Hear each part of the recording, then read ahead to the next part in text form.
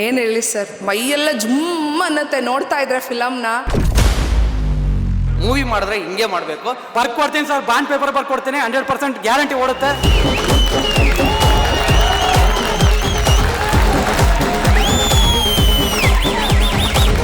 Raj B ಶೆಟ್ರು ಯಾವತ್ತು ಆಡಿಯನ್ಸ್ಗೆ ಮೋಸ ಮಾಡಲ್ಲ. ತುಂಬಾ ಚೆನ್ನಾಗಿ ಸಸ್ಪೆನ್ಸ್ ಬಿಲ್ಡ್ ಮಾಡಿದ್ದಾರೆ. ಸೀಟ್ ಎಡ್ಜ್ ಅಲ್ಲಿ ಕುತ್ಕೊಂಡು ನೋಡ್ತಿದೀವಿ. ಇಂಟರ್ವಲ್ ಅಲ್ಲೂ ಕುತ್ಕೊಂಡ್ಬಿಟ್ಟಿದ್ದೀನಿ, ಆಚೆ ಹೋಗಕ್ಕೂ ಮೂಡಿಲ್ಲ ನನಗೆ. ಬಾಯ್ ಬಿಟ್ಕೊಂಡು ನೋಡ್ತಾ ಇದ್ದೀನಿ ನಾನು. ಫಸ್ಟ್ ಹಾಫ್ ತುಂಬಾನೇ ಇಂಟ್ರೆಸ್ಟಿಂಗ್ ಆಗಿತ್ತು, ಬಟ್ ಸೆಕೆಂಡ್ ಹಾಫ್ ವಾವ್, ತುಂಬಾ ದಿವಸ ಅಂತ ಈ ಬ್ರೇನಿಗೆ ಕೆಲಸ ಕೊಡ್ತು. Twist May twist. ನಾವ್ ಇವರು ಅವರು ಅಂದ್ಕೊಂಡ್ರೆ ಅವ್ರಾಗಿರಲ್ಲ, ಇನ್ಯಾರೋ ಆಗಿರ್ತಾರೆ. ಸಸ್ಪೆನ್ಸ್ ಅಂತೂ ನಿಜ.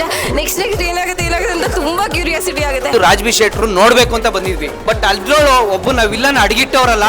Villain acting peaks. ವಿಲನ್ ಮಾತ್ರ ಅನ್ಎಕ್ಸ್ಪೆಕ್ಟೆಡ್.